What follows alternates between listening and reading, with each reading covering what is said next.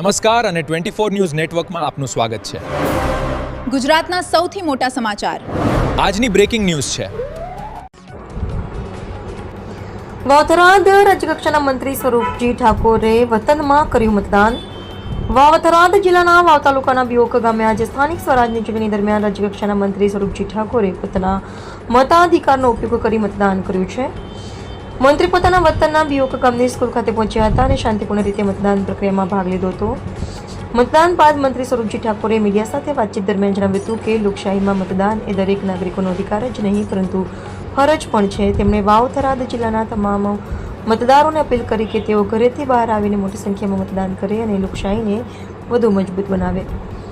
તેમણે વધુમાં જણાવ્યું કે દરેક મતદારને યોગ્ય ઉમેદવાર પસંદ કરીને સાચી દિશામાં મતદાન કરવું જોઈએ જેથી વિકાસની પ્રક્રિયા વધુ ગતિશીલ બને। મંત્રીએ ખાસ કરીને યુવાનોને પણ આગળ આવીને મતદાનમાં ભાગ લેવા અપીલ કરી હતી। મતદાન કેન્દ્રો પર વહેલી સવારથી જ મતદારોની ભારે ભીડ જોવા મળી રહી છે। મહિલાઓ અને વરિષ્ઠ નાગરિકોમાં પણ ઉત્સાહ જોવા મળ્યો છે। ચૂંટણી તંત્ર દ્વારા શાંતિપૂર્ણ અને નિષ્પક્ષ મતદાન માટે પૂરતી સુરક્ષા વ્યવસ્થા ગોઠવવામાં આવી છે। બિયોક ગામ સહિત સમગ્ર વાવ તાલુકામાં મતદાનને લઈને લોકશાહીનો ઉત્સવ જેવો માહોલ જોવા મળી રહ્યો છે। 24 ન્યૂઝ નેટવર્ક સત્યની સાથે તમારી સાથે।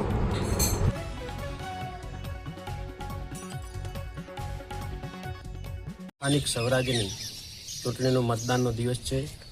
હું સર્વને અપીલ કરું છું કે આ મતદાન એક મહાદાન છે અને એક લોકશાહીની અંદર જ્યારે આપણે મતદાન કરતા હોઈએ અને સાચા સેવક તરીકે આપણે જેને ચૂંટી લાવતા હોઈએ છીએ એ વિસ્તારના સારા કામ માટે વિસ્તારના વિકાસ માટે કામ કરતા હોય છે। એટલે તમામ મતદાર ભાઈઓ બહેનોને હું કહેવા માગું છું કે આ પવિત્ર મતદાનને એક મહાદાન છે। એટલે તમામે તમામ સ્વરાજની ચૂંટણી છે, જિલ્લા પંચાયત તાલુકા પંચાયતની ચૂંટણી છે આજે અને એનું મતદાન છે આજે।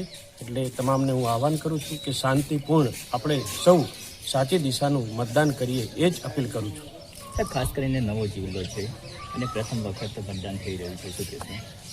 મને ગર્વ છે જ્યારે મોદી સાહેબ અને ભૂપેન્દ્રભાઈની સરકારે જ્યારે આ વિસ્તારને એક નવી ભેટ આપી છે અને જ્યારે નવી ભેટ આપી હોય વાવ-થરાદ જિલ્લાની અને તાલુકાઓની ભેટ આપી